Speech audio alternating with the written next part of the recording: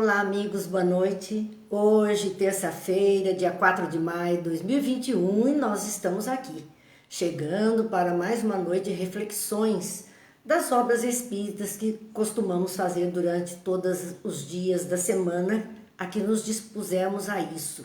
Então, de segunda a quinta-feira, nós temos nossos estudos aqui mesmo entre os amigos, na impossibilidade de estarmos na casa espírita, de nossas próprias casas, estamos nos encontrando. Agradeço antecipadamente os amigos que estão conosco, Regiane, Gil, Dilza, Célia, Rosângela, que já estão, Cida, chegando, participando conosco, é uma alegria estarmos juntos e isso que dá sentido mesmo a esse nosso encontro, de podermos refletir juntos sobre alguma coisa melhor para o nosso próprio caminhar, a nossa própria vida. Então, amigos, como gostamos de fazer, vamos iniciar com a nossa prece, depois continuamos cumprimentando a todos, sejam bem-vindos e vamos lá para iniciarmos nossas reflexões. Pai de bondade, que a sua luz e a sua paz nos envolva, que as bênçãos dos céus recaindo sobre nós fortaleçam em nossas almas os princípios do bem, os germes da luz, da paz que já trazemos. Assim, Pai querido, solicitamos o amparo a esta toda humanidade, abrandando os corações, iluminando as consciências, despertando-nos enquanto almas a caminho da luz. Abençoa-nos, Pai, abençoa-nos, Mestre, hoje e sempre, que assim seja. Que Deus nos abençoe, que Jesus nos ilumine, que possamos, sim, estar juntos, partilhando, então, deste encontro que gostamos tanto de realizar. Vamos ainda cumprimentando Betinha, Cazuco, Sandra, Eliane, Tânia, sejam bem-vindos, é uma alegria que possamos aqui continuar nossas reflexões, Jane, que está conosco também, e vamos relembrar que nós estamos no capítulo 29 de O Livro dos Médiuns, que trata das reuniões, que são as reuniões espíritas, né, aquelas que nós chamamos de reuniões fechadas, os encontros mediúnicos, e as sociedades, que são os centros espíritas, as casas espíritas.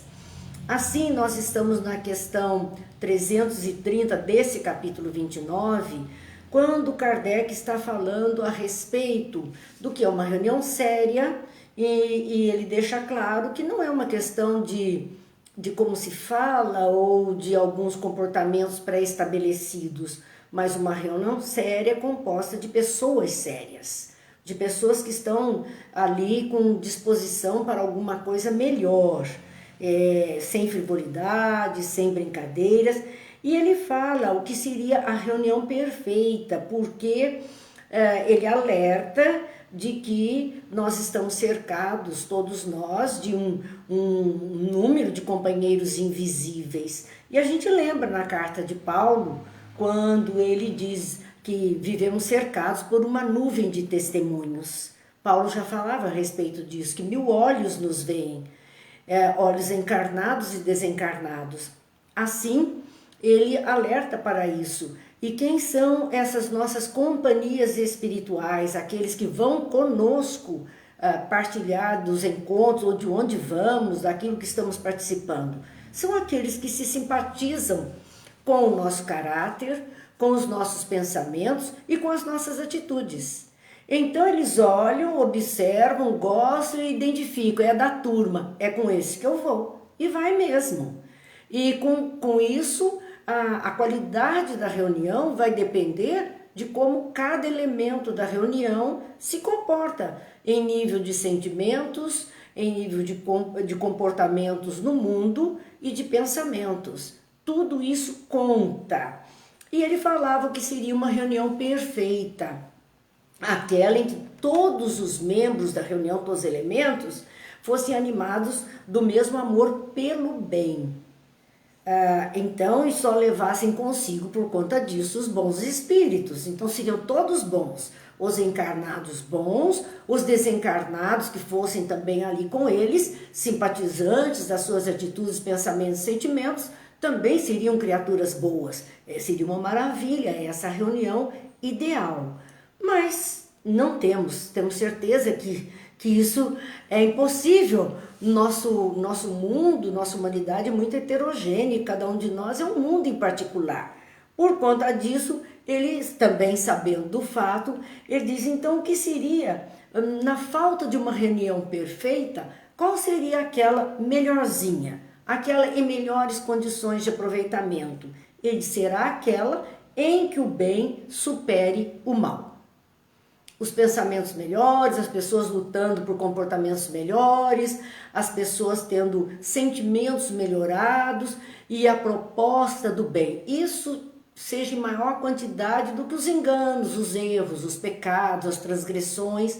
Isso seria uma reunião já considerada muito boa. Então foi nesse trechinho que nós paramos e antes de continuarmos, vamos lá o nosso boa noite, aqui ainda não dissemos, Regiane, Sebastiana, Cida, Lourdes, Edith, Terezinha, Brígida, Júlio, Cláudia, Ivete, os amigos que conosco formam essa frente de vibrações agradáveis. Laura chegando, Rosa também, agradecemos muito. Então vamos para o item do capítulo 29 de O Livro dos Médiuns, o item 331, que ele está falando da reunião mediúnica, das reuniões na casa espírita. Então ele diz, a reunião é um ser coletivo, cujas qualidades e propriedades são a soma de todas as dos seus membros, formando uma espécie de feixe que será tanto mais forte quanto mais homogêneo. Ele faz aqui uma analogia com aquela parábola do feixe de varas. Uma vara sozinha é fácil de quebrar. Varas amarradas em feixe tornam o feixe muito resistente, não se quebra tão fácil. E ainda mais se as varas fossem homogêneas, bem parecidas entre si, porque não sobraria tanto espaço entre elas, não teriam muitos pontos de fragilidade, elas estariam mais uniformes. Aí o feixe seria ainda mais resistente. E ele volta a dizer, a reunião é um ser coletivo. Toda reunião é um ser coletivo, cujas qualidades e propriedades, então a qualidade de ser boa, a qualidade de ser caridosa, ser prestativa, ou a propriedade, o tipo de reunião que está se realizando, essas propriedades todas que ela pode oferecer é resultante da soma de todas as qualidades e propriedades dos seus membros. Lembram? A questão do caráter do médium, a questão da espiritualização, cristianização, moralidade, tudo isto somado é que vai dar, então, a característica daquela reunião. É, por isso, a responsabilidade dos médiuns que estão ali, dos trabalhadores que compõem aquele grupo. Quanto melhor estiverem, melhor será o produto desta reunião. E dizendo da semelhança ao feixe de varas, que será tanto mais forte quanto mais homogêneas forem as varas. Há um poder de associação de pensamento dos assistentes. Isso também é interessante, aquela plateia, aqueles que estão participando, mas não diretamente, a mesa mediúnica, muitas vezes fala-se uma segunda corrente, ou numa plateia, ou mesmo uma reunião de estudos, onde nós temos uma plateia compondo os assistentes daquela aula, daquele estudo, daquele encontro.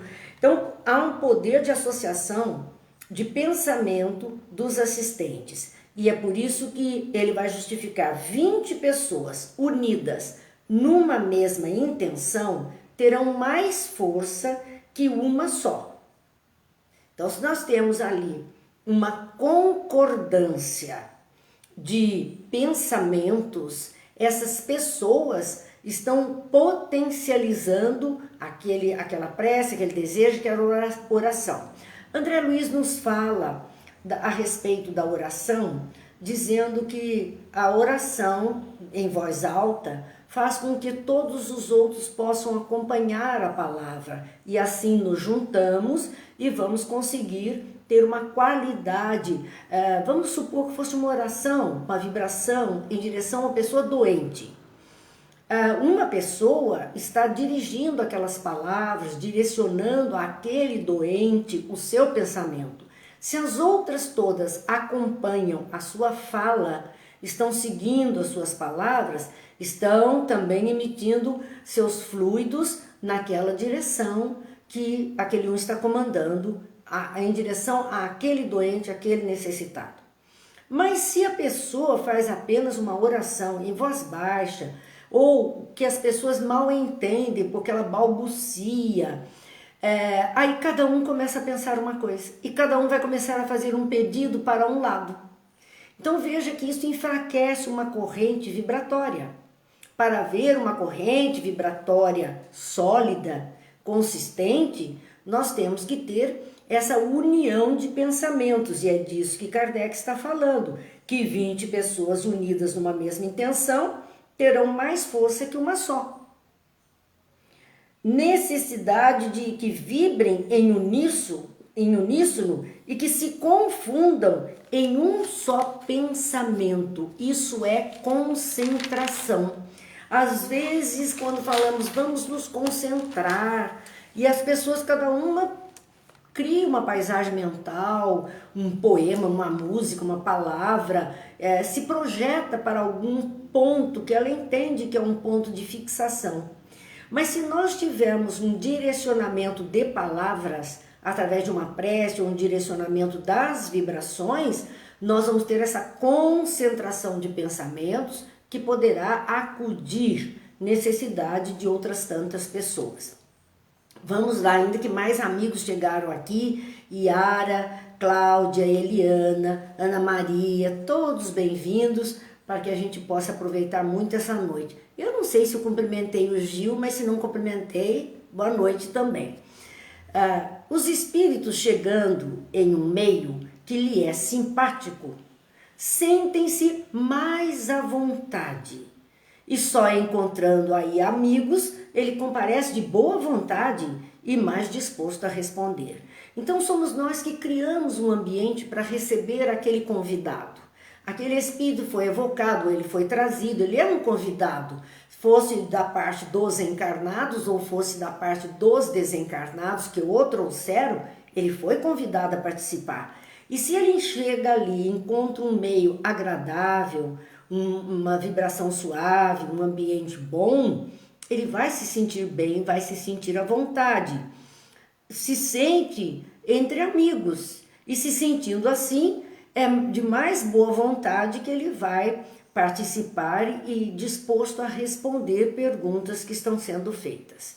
É claro, é como nós mesmos, se bem recebidos no ambiente, gostamos do ambiente, gostamos das pessoas e permanecemos ali com as pessoas de boa vontade.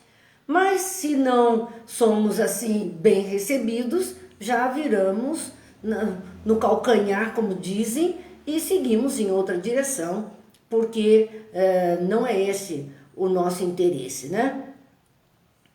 Bom, a Regiane dizendo aqui, quando pensamos diferente de certas pessoas, essas pessoas se afastam, porque a sintonia não é a mesma. Claro, e pensamentos diferentes não geram simpatia, evidente. Geram antagonismo, geram dificuldades, a gente não se aproxima, não há afinidade fluídica, não há afinidade de sentimentos, não há afinidade de interesse, não há afinidade de vibrações. E é claro que as energias se repelem, porque no campo dos fluidos, semelhante atrai semelhante, se não for assim, vão se repelir. Mas continuando, Kardec está falando sobre pensamentos divergentes, aquilo que nós estamos dizendo, olha, pensamentos diferentes entre as pessoas que estão compondo o grupo mediúnico, o grupo de estudos, o grupo de vibrações. Os pensamentos divergentes provocam um entrechoque de ideias desagradável para o espírito e, portanto, prejudicial à manifestação. Então, quando não há uma concordância, um fluxo único de pensamento, ou a possibilidade do maior número possível das pessoas estarem na mesma intenção, o ambiente se conturba, fica difícil. Eu já lembrei várias vezes com vocês, mas gosto sempre de lembrar de uma experiência que nós mesmos tivemos em Uberaba, lá no Pedro e Paulo, numa daquelas manhãs em que o Carlos Bacelli psicografava chamadas cartas consoladoras ou familiares. E, claro, muita gente ali. Tinham mais de 1000 pessoas naquele espaço, e as pessoas, uma grande maioria ali, cada um desejoso de receber do seu ente querido, vibrando por si mesmo. Então não havia uma concordância de vibração, havia, e a gente compreende, esse desejo, né, quase egoísta de cada um receber do seu. E por conta disso, tinha uma senhora próxima a nós e a gente estava torcendo que essa mãe recebesse notícias do filho, porque ela estava arrasada com o desencarne do filho. E vinha uma carta, a gente vibrava, é agora, não era. Vinha outra, não era. Faltava uma carta para acabar, a gente disse, meu Deus, será que essa mulher, ela chorava tanto, tão desesperada, será que ela não vai receber? E todo mundo do nosso grupo ali torcendo que ela pudesse. Veja, nós estávamos nesse pensamento unido a ela, torcendo por ela, porque o desespero dela era muito grande. E na última carta foi o filho dela que se manifestou. E ele escreveu ali que ele estava ali desde o começo, mas ele não conseguia se aproximar do médium. Porque os pensamentos eram tão divergentes naquele ambiente que era como um grande cipoal, uma floresta de cipós. E ele se embaraçava naquilo e não conseguia atravessar, vencer aquela dificuldade para se aproximar do médium. Foi com muita dificuldade que ele conseguiu vencer todo aquele cipoal.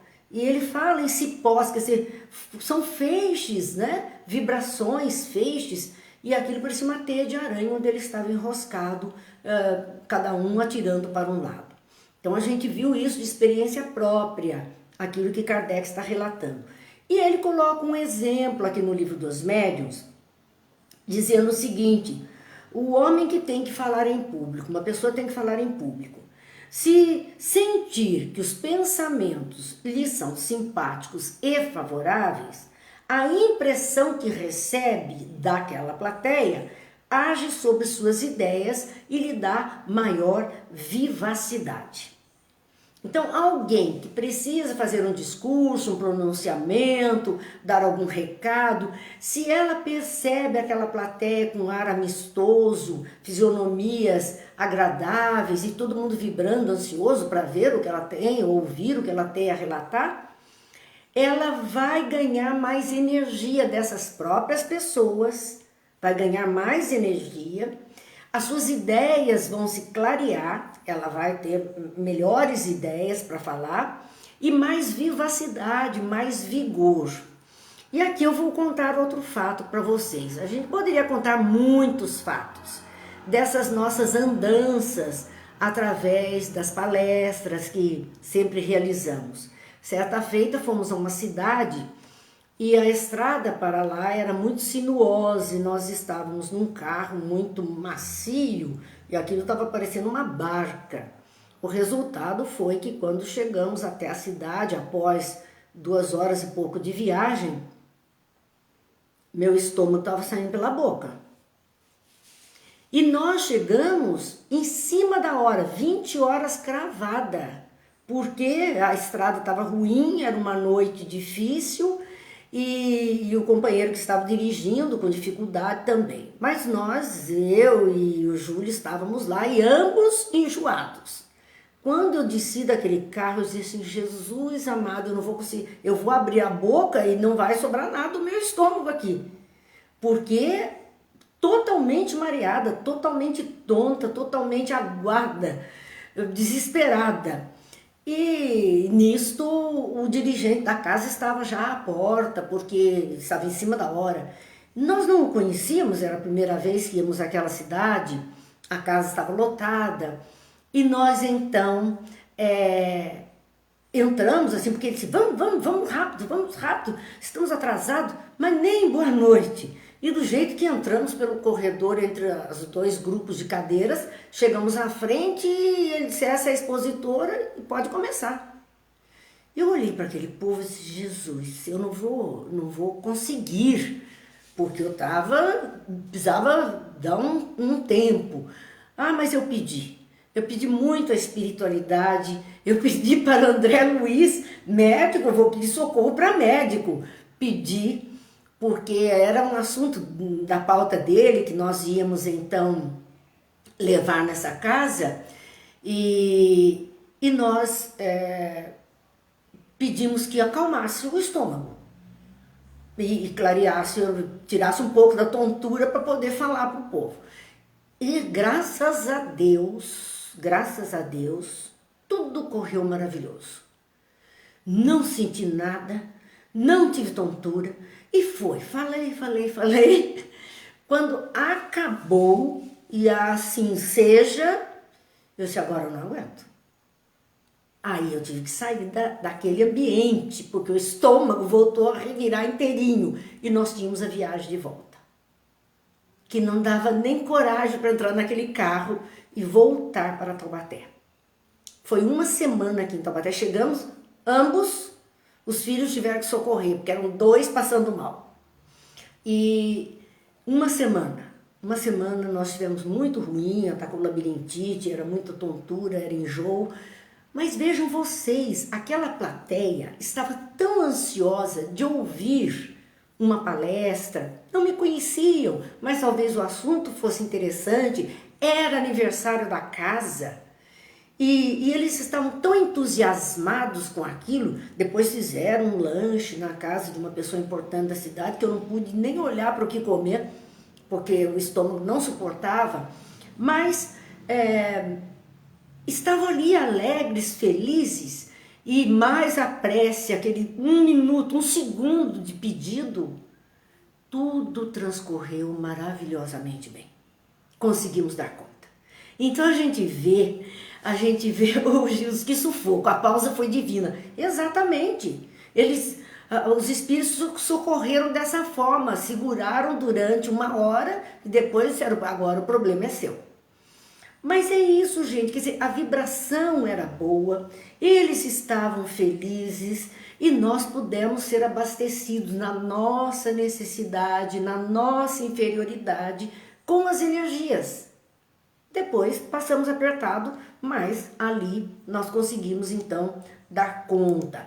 É muito importante essa consciência de que uma plateia faz a diferença. E é isso que Kardec está dizendo. Então, para nós que gostamos de ir aos nossos encontros, simpósios, seminários, palestras, como é que nós temos nos comportado dentro desse ambiente? Em favor daquele que está com a responsabilidade da fala naquele momento. Porque isto vai influenciar. Isto vai ou melhorar ou piorar a condição daquela pessoa. Mas nós falamos tudo isso para vocês verem como é real isso que Kardec está dizendo aqui. Porque a gente já passou por essas condições quando ele diz: o homem que tem que falar em público, se sentir que os pensamentos lhe são simpáticos e favoráveis, a impressão que recebe age sobre suas ideias e lhe dá maior vivacidade. Tranquilidade para falar, a gente pode passar mal depois. Já tive várias situações assim. Mas naquele momento que a gente está ocupado, falando, graças a Deus, aquilo que vem do público, daqueles que estão conosco nesse momento, por isso que eu falo aqui dos coraçõezinhos, dos positivos, das energias, porque isso vai abastecendo a todos nós que estamos nessa rede de internet, mas ligados com a ideia de um pensamento comum, de um aprendizado, uma iluminação, de um fortalecimento, de um clareamento de ideias. Então, é verídico e é o que Kardec dizia já aqui em O Livro dos Médiuns. E ele vai falar em seguida de reuniões que querem ter resultados sérios e úteis. Se a reunião está sendo realizada com esta intenção de ter resultados sérios e úteis para as pessoas que ali estão, é preciso ter a maior homogeneidade possível entre os elementos. A simpatia, o foco, o desejo, Quanto maior isso, mais favorece a que esta reunião seja bem positiva e bem produtiva para todos. As reuniões que querem ter qualquer comunicação, que tanto faz o que falem, o que digam ali ou o que pensem, não se importando com a qualidade do que vem, só pelo fato de estar reunido ali, essas precauções não são necessárias, diz Kardec. Pode ir à vontade, pode pensar o que quiser, pode vibrar do jeito que quiser, porque tudo que vier para essas pessoas é lucro. Ela está aceitando, ela não está preocupada com conteúdo, com melhoria. E ele diz, só que depois não se lamentar da qualidade do produto. Não se lamente.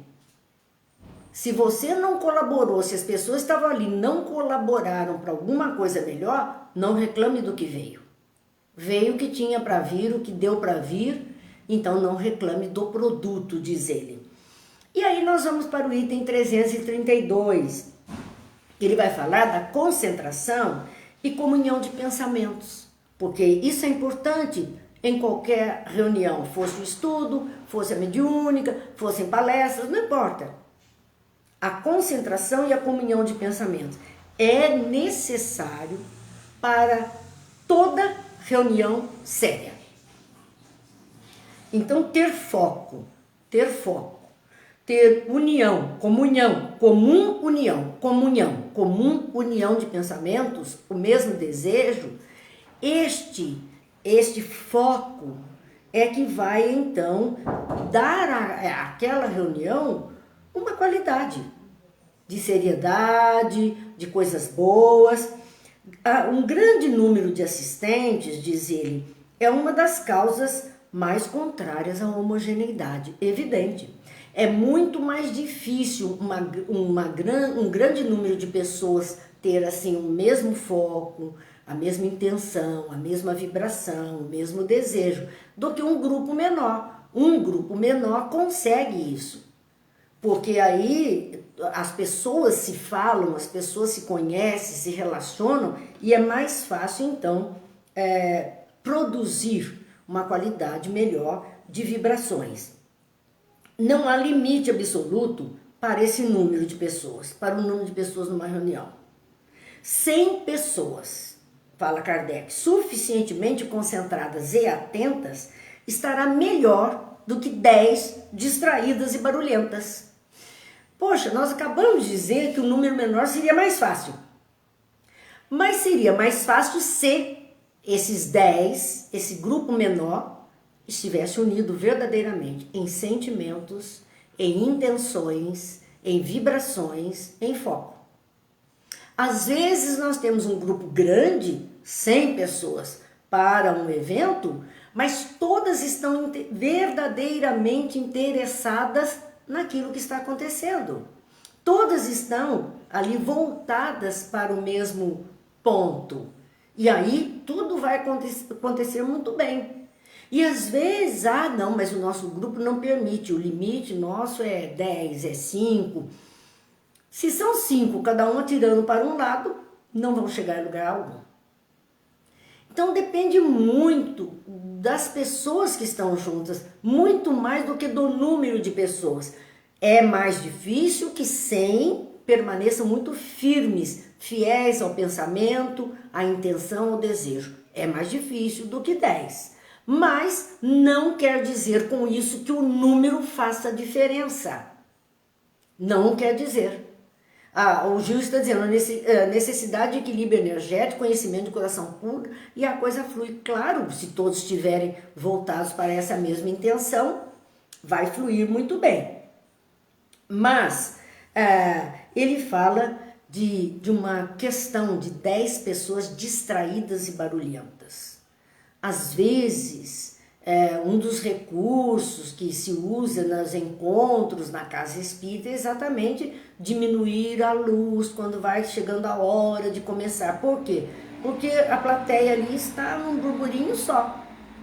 É muito agrado, muito abraço, muito fala alto e o outro pedindo silêncio. As pessoas não entenderam, o trabalho não começa na hora em que o relógio está marcando exatamente a hora que deve iniciar. Não, o trabalho já começou. No repente as pessoas estão achando que é festa. Deixa a alegria, deixa o falatório para quando terminar, vai lá para a cozinha, vai para o rancho, vai para a porta de entrada e aí conversa, mata a saudade. Mas antes de começar o trabalho, é o silêncio, é o recolhimento, é o respeito por aqueles que ali estão. Então, por isso que ele fala de 10 pessoas distraídas e barulhentas, que o resultado vai ser muito ruim daquela reunião. Contudo, diz ele, quanto maior o número, mais difícil preencher essas condições, claro. Porque círculos íntimos são sempre mais favoráveis às boas comunicações. Círculos menores, círculos íntimos, aquela ideia que Kardec falava de grupos familiares no sentido da intimidade. Um número mais reduzido, num lugar mais seleto, as comunicações fluiriam melhor.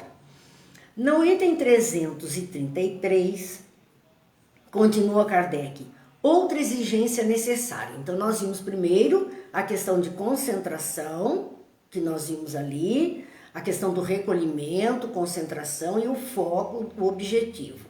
Agora, ele vai falar de outra exigência para uma reunião boa, uma reunião com bons resultados, com bons espíritos que possam intuir, que possam se comunicar, enfim, que possam nos ajudar. A regularidade das sessões. Não o compromisso é assumido, é agendado. Não é algo, hoje nós vamos fazer o trabalho, tá chovendo, olha, vai ter o Jogo do Brasil, aquela época que tinha Jogo do Brasil, a Copa do Mundo. Vai ter Jogo do Brasil, então não vai ter o trabalho. Gente, não tem cabimento uma coisa dessa. Mas é carnaval, é quarta-feira de cinza, é sexta-feira santa, é dia de Natal, é dia de Ano Novo, então a gente não vai fazer. Então não tem regularidade. Mas agora tem uma pessoa necessitando tanto. Olha, tem um companheiro necessitando. Vamos fazer um trabalho. Para quê? Para atender aquela pessoa?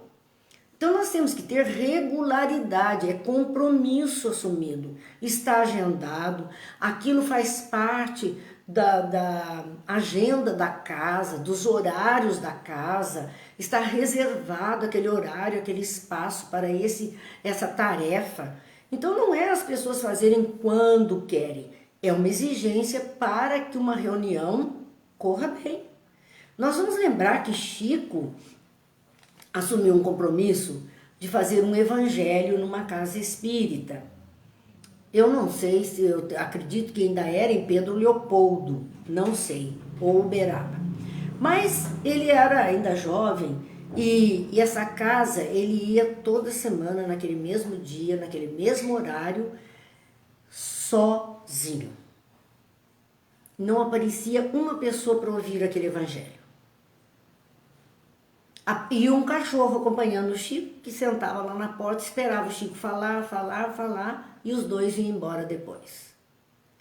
Então a gente vê que por 2 anos ele se manteve fiel, indo até que pessoas foram e até que os resultados começaram a ser melhores.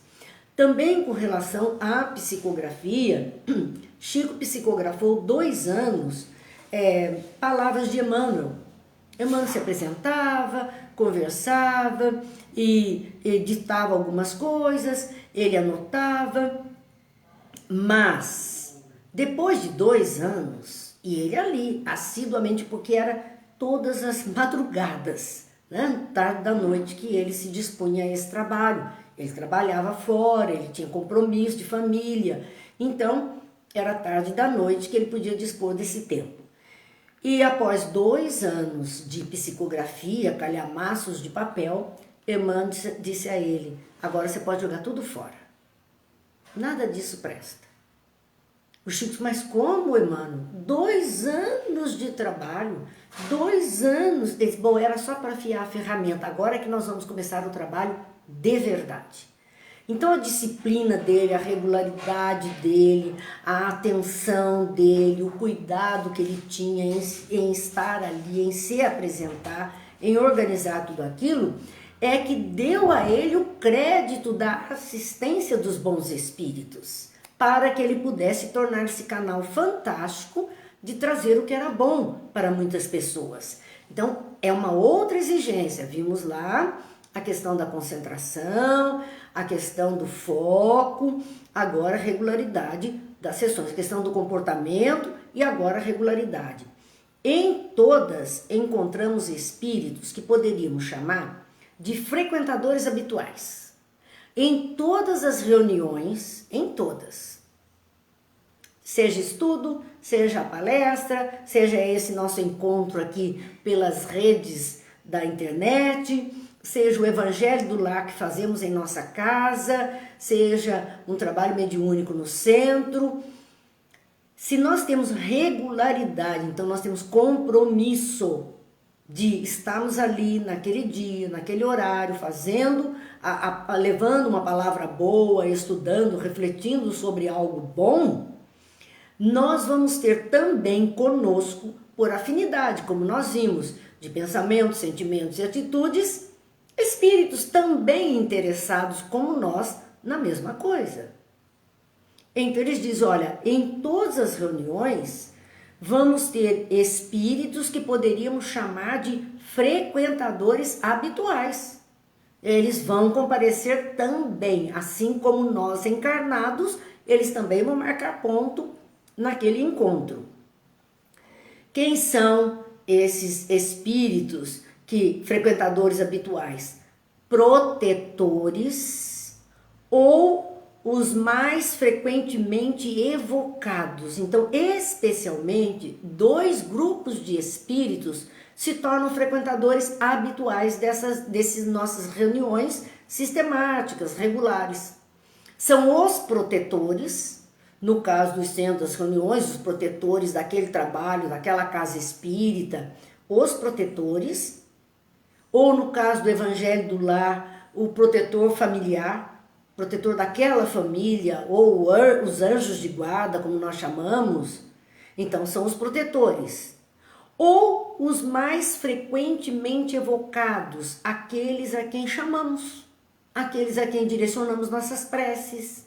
Essas falanges de espíritos vinculados a esses espíritos mais nobres estarão ali, habitualmente frequentando, participando daquele compromisso agendado com a espiritualidade para poder aproveitar e tecer as reflexões, iluminar as consciências, abrandar os corações, melhorar o estado de saúde. Então, esses protetores ou os mais frequentemente evocados, eles têm suas ocupações e podem, às vezes, encontrar-se em condição desfavorável à evocação. Por isso que eles também vão agendar, dia tal, tal hora, eu tenho que estar lá com este grupo. Ou dia tal, tal hora, eu tenho que estar nesse lar, junto desta família. Eles estão aguardando, ele agenda, porque ele tem outras ocupações para realizar, tem outras tarefas. Então ele agenda tudo isso. Quando as reuniões se realizam em dias e horas fixos, olha, dias e horas fixos, eles se colocam à disposição nesses momentos e raramente faltam. Raramente eles deixam de vir. E se não vêm, providenciam alguém para substituí-los. Se tem dia e hora fixos.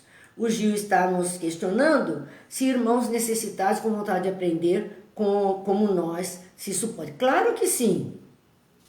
Podem e vão se tornar frequentadores habituais se o mundo espiritual entender que ali é proveitoso para eles. Aquele assunto vai iluminar aquelas consciências. Por isso que dizem os espíritos, o próprio livro dos mestres relata, que quando nós dialogamos com algum espírito, no meio de comunicação, de uma psicofonia, por exemplo, e existe o dialogador conversando, você está falando com um, Mas todos aqueles que necessitam do mesmo conselho, da mesma orientação, estão recebendo, estão ouvindo, estão participando também. Então tudo é aproveitado, não é algo único para uma pessoa só. Tudo que pode oferecer a mais pessoas, mais estarão conectados. Então vem aqueles que são os protetores, vem aqueles que são os mais frequentemente evocados, ou que nós pedimos em prece, mas vem aqueles que necessitam exatamente daquela lição, daquelas palavras, daquela iluminação de consciência, daquelas vibrações, eles vêm também. E vão fazer tratamento, então poderão voltar 1, 2, 3, quantas vezes necessárias forem para que eles entrem nesse tipo de tratamento. Há mesmo os que levam a pontualidade ao excesso. Então existem espíritos rígidos, que levam a pontualidade ao excesso. É para começar X horas, 20 horas, é para começar 20 horas. Não é 20h15, não é 20h30. Às vezes nós vemos, no caso de palestras, encontros, que dá a hora e as pessoas então não chegaram ainda. A alegação de muitos, vai ter parte artística, ou vai demorar em prece, apresentação, eu vou chegar lá para as 8h30, daí eu pego só a palestra. Errado, muito errado da nossa parte, porque o trabalho começou às 20. E a espiritualidade estava contando, porque daí tem outros que começam, nossa, mas a casa está vazia, vamos aguardar mais 5 minutinhos, mais 10 minutinhos, mais 15 minutinhos. Não tem que aguardar minutinhos, hora a hora. Porque quanto mais nós fizermos isso, mais nós estamos colaborando com a falta de educação daqueles que procedem assim. Falta de responsabilidade. Porque não entenderam ainda que não são só encarnados que estão ali, que desencarnados foram trazidos para aquele ambiente, contando que o tratamento deles ia começar às 20 horas. E num repente, vai lá outro querendo, querendo passar para 8h20, 8h30. Não, nós temos que ter respeito, nós temos que fazer a coisa na hora certa. Problema de quem não chegou. Quem chegou é que merecia ouvir. Quem não chegou, paciência, aprenda a chegar na hora certa. Porque existem, sim, situações, já teve situações em que o próprio orador não chegou, porque havia uma Dutra travada por acidente e ele estava num ônibus a caminho de Taubaté e não pôde chegar no horário previsto. Não deu para chegar. Então acontecem imprevistos. Nós temos que entender isso. Então, mas há espíritos que levam a pontualidade ao excesso e ofendem-se. Olha bem, espíritos ofendem-se com o atraso de 1/4 de hora. O que Kardec está dizendo? Que esperar esses ditos 15 minutos mais para ver quem chega ou não chega. Muitos espíritos são tão rígidos em horário, em compromisso, que se ofendem. Quando atrasa 15 minutos. E se foram eles que marcaram uma reunião, será inútil iniciá-la alguns minutos antes ou alguns minutos depois. Se foram os espíritos que disseram, olha, nós vamos fazer um trabalho, por exemplo, vamos realizar um trabalho de materialização, ou de cura, ou de passes especiais para pessoas doentes, e vai começar X hora do dia tal. Então foi uma orientação espiritual. Se eles marcaram, não adianta, mas a casa está tão cheia, porque ainda mais cura, todo mundo quer, tá cheia. Então vamos começar às 7h30, ele marcou às 8h, mas nós vamos já começar às 7h30.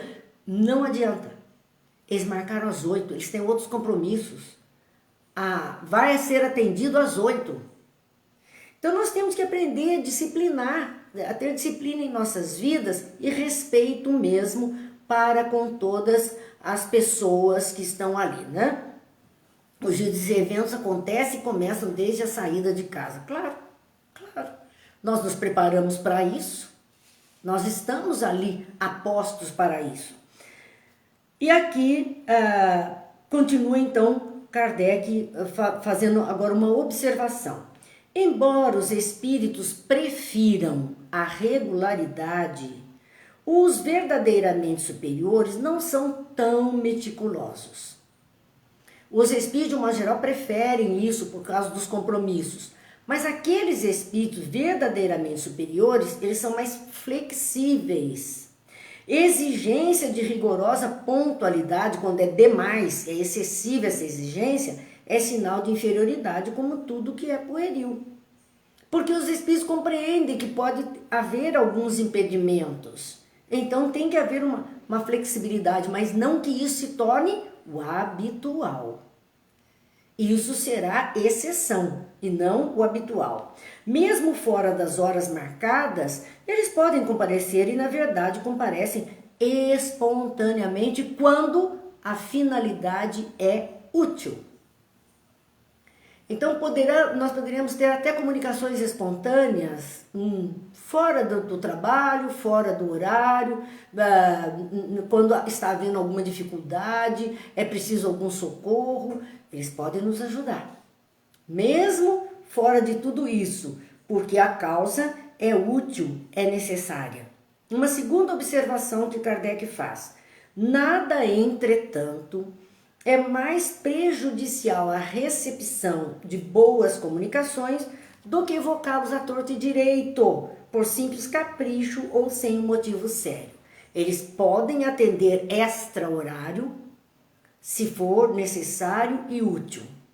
Mas isso não justifica que as pessoas fiquem, vamos fazer um trabalhinho?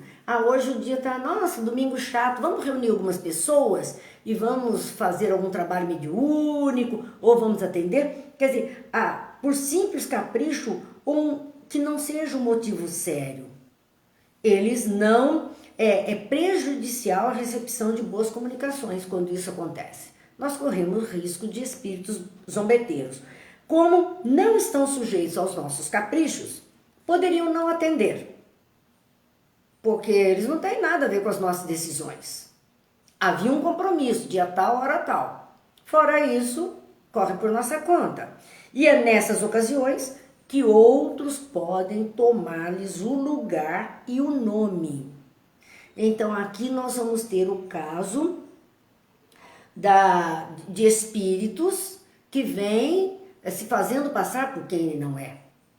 É uma mistificação que está acontecendo. Né? É uma mistificação. Ele vem em lugar daquele se fazendo passar por ele. Então podemos ser enganados, ter uma comunicação ruim. E agora nós vamos passar para a questão 334, falando das sociedades propriamente ditas. Até aqui ele estava falando das reuniões. O capítulo 29 trata de reuniões e sociedades. Então a primeira parte que falava das reuniões foram muitas orientações. Muitas. Por isso que nós dissemos já, e vamos repetir, que tudo isso deveria ser levado aos grupos mediúnicos, aos grupos de estudo, para ler, refletir, se organizar de acordo, já que é um grupo mediúnico espírita. Nós estamos falando para centro espírita, para grupo espírita, que queira seguir as normas do Livro dos Médiuns, da codificação, da orientação espírita. Então, por conta disso, seria muito interessante que fosse um capítulo muito bem estudado, muito bem detalhado por todos aqueles que participam. E essa segunda parte do capítulo 29, ele vai falar das sociedades propriamente ditas, então das organizações espíritas. Aqui vai entrar o movimento espírita, não o trabalho espírita, mas a organização das casas, dos órgãos que respondem pela união das casas. É disso que ele vai tratar a partir do item 334. E ele inicia dizendo assim: tudo o que dissemos sobre a reunião em geral aplica-se naturalmente às sociedades regularmente constituídas. Então, a mesma ordem que ele explicava da necessidade de haver no grupo mediúnico o comportamento do médium, o direcionamento, a retidão, o caráter, os sentimentos, as atitudes, aquilo que ele pedia, orientava para que tivesse então melhor ajuda do mundo espiritual, também se aplica às casas, às sociedades. Elas também precisam ter regularidade, elas precisam ter horário de funcionamento, elas precisam ter comprometimento, precisam ter um perfil de caridade que atenda, enfim, o mesmo ritmo se aplica às sociedades regularmente constituídas, porque existem grupos que não são regularmente constituídos, mas aqueles que têm os seus estatutos, os seus documentos, aqueles que estão funcionando como uma entidade, essa entidade social tem suas regras e precisa ser, então, cumprido tudo isso. Estas têm que lutar contra algumas dificuldades de espécies decorrentes dos próprios liames entre os seus membros. Já de cara, ele está dizendo que no movimento, no movimento espírita, as casas espíritas, as sociedades que se formam, os grupos que se formam, já tem uma dificuldade inicial, porque tem que lutar contra dificuldades especiais decorrentes dos próprios laços entre os seus membros. Porque não há uma homogeneidade entre as criaturas que estão compondo aquilo ali. Então, há sim amizades por um, diferença com outros, simpatias por um, antipatias até por outro, isso é natural do ser humano. E isso já é uma primeira dificuldade dentro de um grupo, dentro de uma sociedade. O espiritismo que acaba de nascer, ele está falando na época do século XIX, analisando isso no século XIX, é apreciado de maneiras diferentes e muito pouco compreendido na sua essência por grande número de adeptos. Que alerta fantástico que ele está fazendo, que é a causa de muitos desentendimentos entre as pessoas. Ele já está dizendo inicialmente, olha, o espiritismo acabou de nascer. E para nós que temos de lá para cá aproximadamente 160 anos de filosofia espírita no mundo, isso é muito pouco para termos o conhecimento. Em termos de história, em termos de uma filosofia, nasceu ontem, 160 anos. Nós temos filosofias no mundo que tem 5.000 anos. E, de repente, algo tão novo, ele diz, é apreciado de maneiras diversas, maneiras diferentes. Cada um que olha para aquilo que o Espiritismo traz como conhecimento e como prática, como vivência, como código de moral, se agrada mais de um ponto, entende de uma forma, o outro entende de outra forma. São interpretações que são feitas e cada um está fazendo isso com os recursos que tem como espírito já vivido. Portanto, vamos ter apreciações diferentes. Um se agrada de um tipo de trabalho, o outro se agrada de outro tipo de trabalho. Alguns gostam da parte do assistencialismo feita na casa espírita, outros gostam da parte mediúnica feita na casa espírita. Se agradam mais disso ou daquilo, ele diz, e aí ele é apreciado de forma diferente, porque um vai olhar mais o fenômeno, o outro vai olhar mais a filosofia, o código de moral, a ética que ele propõe. Então depende de cada um. E é muito pouco compreendido na sua essência por grande número de adeptos do espiritismo. Ele não está falando de uma pessoa de fora. Ele está falando de pessoas que estão ali se dizendo espíritas, participando das casas, dos núcleos, enfim, dos grupos. Mas é muito pouco compreendido na sua essência, até por razões que nós já vimos da falta de estudo, conhecimento.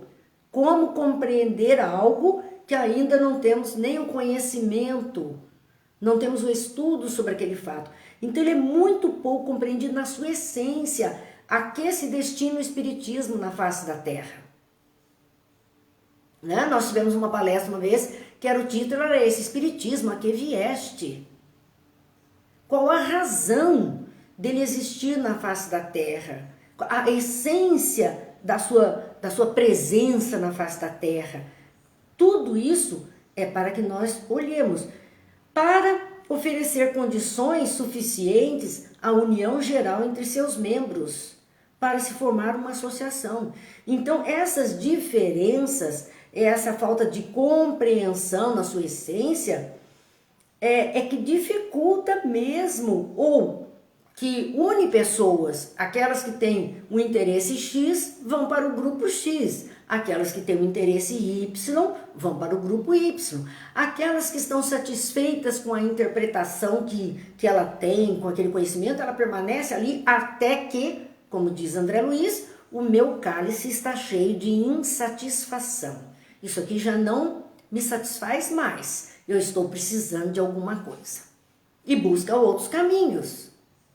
Isso devia ser encarado como algo natural. É como uma escola onde o aluno que já se alfabetizou, né, já sabe juntar letrinhas, ler e escrever, ele precisa ir para uma série mais avançada para aprender a fazer a interpretação de texto, que lá só onde ele aprendeu a juntar letrinhas não lhe daria. E nós vemos isso como natural numa escola, essa sequência de aprofundamento e amplitude dos conhecimentos. Nós vemos como natural. Mas quando estamos dentro de grupos espíritas, de casas espíritas, de ambientes do movimento espírita, muitos dirigentes desse ou daquele grupo se ofendem quando um daqueles que participa deseja ir para outro grupo, porque ele viu lá naquele grupo algo que lhe interessava mais, ou porque ele achou que ali ele aprenderia algo diferente, ele quer participar de uma experiência diferente, ou ele quer ter um conhecimento mais aprofundado e aquela outra pessoa lhe oferece melhor condição. Se estranham, ficam magoados, ficam feridos, quando nós deveríamos ver isso com naturalidade. Vai com Deus, aproveite bem. E o dia que quiser voltar, a porta está aberta. Tendo a vaga aqui, chegue, é só chegar. Mas nós temos que aprender isso. Não podemos reter, porque isso é um desserviço ao aprimoramento e evolução daquela pessoa. Então nós temos que Kardec está nos mostrando a dificuldade de formar um grupo uníssono por conta desta apreciação diferente que fazemos do Espiritismo, dos seus postulados, por conta da não compreensão da sua essência. Então isso gera dificuldade entre as pessoas, e isso para oferecer condição suficiente de união geral. É difícil essa união geral por conta disso, entre os seus membros, para se formar uma associação verdadeiramente. O que era entre os membros de um grupo para formar uma associação? Pensemos hoje em nossas casas espíritas para formar uma associação maior. Quer dizer, no caso, por exemplo, uma USE, uma FEB, uma FESP, uma aliança, são órgãos maiores. Por que é que existem todos estes órgãos? Porque eles têm maneiras de estudar diferente, de enfocar os ensinos diferente, de pedagogia diferente, de escolhas diferentes da temática que vão colocar em pauta. É por isso que esses órgãos acabaram surgindo, cada um atendendo um tipo de público, um tipo de interesse. Não deveria haver nenhuma inimizade entre essas entidades, entre os trabalhadores de uma e de outra. Houve um tempo em que o expositor que fosse vinculado a determinado órgão desse não poderia falar na casa que era vinculada a outro órgão, a outra associação. Eles não queriam. Graças a Deus as coisas estão se misturando. E aí essa liberdade, podermos sim acolher, falar e participar aqui ou ali com criaturas de pensamentos diferentes, de pedagogias diferentes, logística diferente, porque tudo é aprendizado para todos. Tudo é aprendizado para todos. A Tânia está dizendo que sofre bullying por isso. Eu acredito que por causa de escolhas diferentes. Claro, claro. É a falta de compreensão. É ainda a mente muito fechada dentro, sabe, aquela rigidez onde não se permite essa liberdade. Nós não temos direito de aprisionar ninguém e nem nenhuma consciência. O direito é para todos. Quer dizer, nós temos que ter atenção com isso, e não sou eu que estou dizendo, é Kardec, em O Livro dos Médiuns, nesse capítulo 29, quando ele está tratando das sociedades que haveriam de surgir, e está orientando. Então, se estamos procedendo assim, estamos no sentido contrário da orientação do codificador. Nós estamos em via contrária da orientação do codificador. Ele diz: não poderão existir essas condições, a não ser que entre os que compreendem o seu objetivo moral e procuram integrar-se nele. Essas condições de perfeita união. Quando é que ela vai surgir? Somente quando aqueles que estão participando têm um mesmo objetivo moral, uma mesma ética, um mesmo ponto de vista, e procuram se integrar dentro desse objetivo e vivenciar isso. Entre os que só o veem através dos fatos, veem o espiritismo somente pelo lado mediúnico, pelo lado fenomênico, pelos fatos que acontecem, mais ou menos curiosos, diz ele, nenhum elemento sério de ligação pode existir. Então, aquelas pessoas habituadas e desejosas apenas desta vivência fenomênica, não tem vínculo entre elas. Nenhum elemento sério de ligação existe, porque ela está só no oba-oba. Né? Lembram daquele homem que eu disse que queria ir ao centro para soltar o ó? E eu não tinha entendido o que era o ó. Ele dizia: mas eu sou médium e quero ir soltar o ó. Quer dizer, qual era a ligação séria dele com o trabalho, os trabalhadores, a proposta? Não. Ele estava preso somente no fenômeno. E é isso que Kardec diz. Então, entre os que só veem através dos fatos mais ou menos curiosos, nenhum elemento sério de ligação poderia existir. Colocando os fatos acima dos princípios que o Espiritismo traz, uma simples divergência na maneira de considerá-los provocaria a divisão. Então, quando se coloca apenas este externo, quando se coloca apenas as questões mediúnicas, ou a organização, a estruturação, tem que ser assim, ou tem que ser assado, tem que ser desse jeito, tem que ser verde ou amarelo, tem que ser azul, tem que ter bolinha, tem que ser sem bolinha, enfim, quando isto começa a acontecer, o que vai ocorrer naquele grupo, naquela associação, é que ela vai se desestruturar, vai haver divisão entre os componentes, porque simplesmente eles estão colocando fatos acima dos princípios que a doutrina trouxe, coisas dos homens acima da coisa dos espíritos. É isto que eles estão colocando, e isso vai causar divisão. Porque se tivéssemos mais atenção aos princípios, teríamos respeito pelas diferenças, pelas escolhas, pelos interesses. Haveria oferta para todos. Eu costumo dizer, porque eu já observei muito, de que os centros ganham uma certa característica. Há aqueles que atendem mais a parte do assistencialismo material mesmo, outros o assistencialismo espiritual, outros são mais vinculados aos estudos, outros são mais vinculados às estruturas, às organizações, e cada um tem o público que se agrada desse tipo de situação que é ali oferecida. Por isso, nós não temos que nos preocupar. Quem está lá é porque gosta da coisa daquele jeito. Quem está no outro é porque gosta da coisa do jeito que o outro oferece. E nós não deveríamos, com isto, causar impedimentos, ter divisões. Não. Estão atendendo cada um a sua própria necessidade, a sua própria escolha. Kardec ainda fala a respeito disso, sobre a questão moral, né? Que seria o ponto de união de todas as criaturas.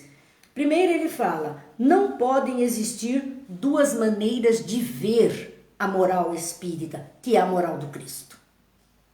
E aí nós nos lembramos, quando lemos esta frase do Evangelho de Mateus, no capítulo 5, os versículos 37, no versículo 37, quando diz assim, seja o seu falar sim, sim, não, não. Porque mil estarão te ouvindo, te observando. Seja o seu falar sim, sim. Não tem duas medidas, a moral do Cristo é única. Então não tem outra moral. Não tem duas maneiras de ver o ensino. Ele está baseado nisso e é só isso. Ou é tudo isso. Eu costumo dizer, é só seguir Jesus. Aí eu penso de novo e digo, nossa, é muito seguir Jesus, porque não é tão fácil assim. Seria fácil da gente dizer, é só seguir Jesus, mas nós temos muita dificuldade. Mas está aqui, Kardec nos dizendo, não podem existir duas maneiras de ver a moral, que o Espiritismo nos chama. Não tem, é uma só. Um segundo item que ele analisa, também é fato que por onde quer que se encontrem uma confiança mútua, sempre os liga. Se as criaturas estão debaixo do mesmo código de moral, onde quer que estejam, elas estão sempre bem aproximadas, elas se atraem. Gente, agora que eu observei, a nossa hora, mas eu preciso concluir pelo menos o terceiro item que ele coloca aqui, dizendo, a benevolência recíproca, reinando entre eles benevolência, lembram-se da caridade para Jesus, afasta todo constrangimento e retraimento originados da suscetibilidade, do orgulho que irrita, com a menor contradição, do egoísmo que só se interessa por si mesmo. Então, olha a chamadinha de orelha, o puxãozinho de orelha que o codificador dá para que a gente tome cuidado com isso e saiba como conduzir os nossos grupos, as nossas instituições, as nossas associações. Vamos ter muita reflexão nesse capítulo 29 de O Livro dos Médiuns. Talvez, se a gente se debruçasse muito sobre eles, porque aqui nós temos passado, eu digo até rapidamente, embora há quantas semanas nós estamos neles, mas observando todos esses detalhes, nós poderíamos evitar muitas coisas agradáveis, muitas coisas tristes, muitas separações, né? Nós temos que ver isso aqui de perto. Então a gente agradece a companhia, perdão mais uma vez por termos extrapolado o nosso horário, mas o assunto é muito importante para todos nós. A Cidinha dizendo, a Laurita está fazendo falta, saudades dela. Com certeza, alguns companheiros nossos não têm a mesma facilidade de acesso à internet. É uma pena, porque nós gostaríamos de ter todos junto de nós. Enfim, alguns não puderam estar e outros novos têm marcado presença constante junto de nós e a gente fica feliz também. Breve, muito breve, queira Deus, estaremos juntos novamente. Vamos encerrando hoje com essa oração. É uma oração escrita por Emmanuel, que diz, Senhor, ensina-nos a orar sem esquecer o trabalho, a dar sem olhar a quem, a servir sem perguntar até quando, a sofrer sem magoar seja quem for, a progredir sem perder a simplicidade, a semear o bem sem pensar nos resultados, a desculpar sem condições, a marchar para a frente sem contar os obstáculos, a ver sem malícias, a escutar sem corromper os assuntos, a falar sem ferir, a compreender o próximo sem exigir entendimento, a respeitar os semelhantes sem reclamar consideração, a dar o melhor de nós, além da execução do próprio dever, sem cobrar taxas de reconhecimento. Senhor, fortalece em nós a paciência para com as dificuldades dos outros, assim como precisamos da paciência dos outros para com as nossas dificuldades. Ajuda-nos para que a ninguém façamos aquilo que não desejamos para nós. Auxilia-nos, sobretudo, a reconhecer que a nossa felicidade mais alta será invariavelmente aquela de cumprir teus desígnios onde e como queiras, hoje, agora e sempre. Que Deus nos abençoe, que amanhã, se Deus quiser, possamos estar junto com a nossa noite de Evangelho, a lição de número 96 do livro Pão Nosso, e que a paz esteja nos corações, nos lares, em todos os ambientes, acalmando as aflições do caminho. Muita paz, muita luz a todos e até amanhã, se Deus quiser.